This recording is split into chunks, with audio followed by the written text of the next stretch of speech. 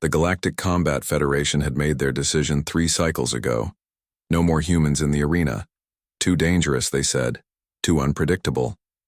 The other species had filed formal complaints after Marcus Iron Fist Rodriguez had defeated a Kralian battle champion using nothing but improvised tactics and what the officials termed impossible endurance levels.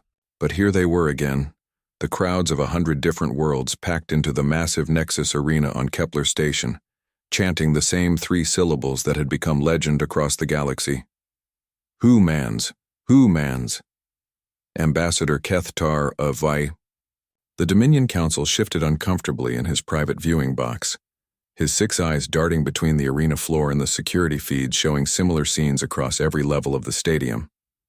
Beings with scales, fur, chitin, and energy fields were all united in their demand. They wanted to see humans fight. "This is unprecedented," he muttered to his aide, a nervous Selkari whose tentacles writhed with anxiety. "How do we explain to the Federation that 50,000 spectators are refusing to watch regulation matches?" On the arena floor, the current bout was reaching its climax. A heavily armored Threxian warrior, genetically enhanced and standing 12 feet tall, faced off against a cybernetically augmented Nexian fighter whose plasma claws could cut through starship hulls. It should have been spectacular. The crowd barely acknowledged their existence. In the underground chambers beneath the arena, Maya Chen heard the chanting and smiled grimly. She'd been expecting this. 3 months of regulation fights featuring approved species had resulted in steadily declining viewership and increasingly restless crowds. Turns out, when you remove the element that made fights genuinely unpredictable, people lose interest. "They're calling for you specifically," her manager, a grizzled former fighter named Torvin, informed her through the communication device. His species, the Valdrak, had been among the first to recognize human potential in the arena. "The crowd's been chanting your name for 20 minutes. Maya flexed her hands, feeling the familiar ache in her knuckles from years of fighting. She wasn't particularly large by human standards, 5'6", lean build, unremarkable by most measures. But she'd earned the nickname Ghost Walk for her ability to seemingly disappear and reappear during fights, using tactics that no other species had ever developed. Above, Ambassador Kethtar was receiving an urgent communication from the arena's owner, a wealthy Plutonian who'd built his fortune on combat entertainment. "Either you let the humans fight or I'm canceling the rest of the season. I'm losing millions of credits per match. The other promoters are threatening to form their own league if this continues." The truth was uncomfortable for the Galactic Combat Federation to acknowledge. Humans had revolutionized arena fighting not through superior strength or technology, but through something far more dangerous: creativity. Other species had evolved combat techniques over millions of years, perfecting them into rigid forms. The Kralians had their bone-crushing grappling. The Nexians relied on their energy manipulation.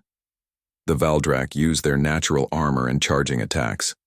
All predictable, all quantifiable, all easily categorized. Humans threw out the playbook entirely. Maya remembered her first fight, against a Kralian 3 times her size.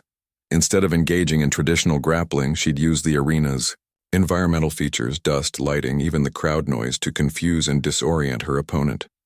She'd won by making the Kralian defeat himself, getting him so turned around that he'd charged full speed into a wall. The Federation had called it unsporting. The crowd had called it genius. "Ma'am," Torvin's voice crackled through the comm again. "They're offering triple purse if you'll take an unsanctioned match. The crowd's getting restless." Through the speakers, Maya could hear the chant changing. Now they were shouting her name specifically, Ghost Walk, Ghost Walk. She'd been banned from official competition after her last fight, when she'd defeated a team of 3 Nexian fighters by using their own plasma attacks against each other. The Federation claimed she'd somehow hacked their cybernetic implants. The reality was simpler and more terrifying to them. She'd observed their attack patterns, noticed the brief delay in their neural interfaces, and used superior timing to position them so they'd accidentally strike each other. "Tell them I accept," Maya said, standing and beginning her pre-fight routine. "But I choose my opponent." Minutes later, Ambassador Kethtar found himself in the uncomfortable position of explaining to the Federation Council why he was about to authorize exactly what they'd banned. The alternative, a crowd riot that could destroy the most profitable arena in the galaxy, seemed worse. Maya walked onto the arena floor to a sound unlike anything she'd ever experienced. 50,000 beings from dozens of species, many of whom had never agreed on anything in their entire evolutionary history, were united in thunderous approval. Signs in 100 different languages called for human fighters to return. Some spectators had even painted human pride on their shells, fur, or energy fields. Her opponent entered from the opposite gate, a destroyer-class combat android, 12 feet of military-grade armor and weapon systems. It was technically not a species, so the Federation's ban didn't apply. The crowd fell silent, recognizing the stakes. The android had been programmed with combat data from every major species in the galaxy.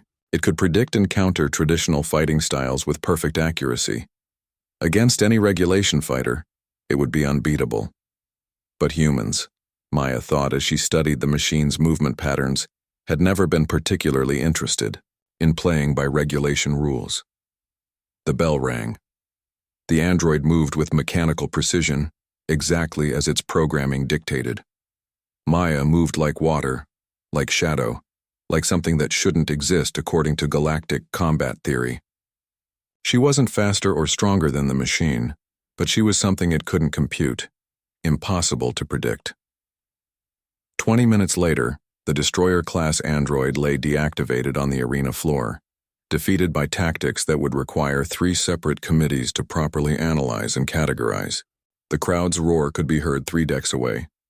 Ambassador Kethtar sighed and opened a communication channel to the Federation Council. Sirs, I'm afraid we have a problem, and I believe the solution is going to require us to admit we were wrong. In the arena, Maya raised her hand to acknowledge the crowd, and the chant that had started it all resumed with doubled intensity. Who mans? Who mans? They'd tried to ban humanity from the arena. The galaxy had made it clear what they thought of that decision.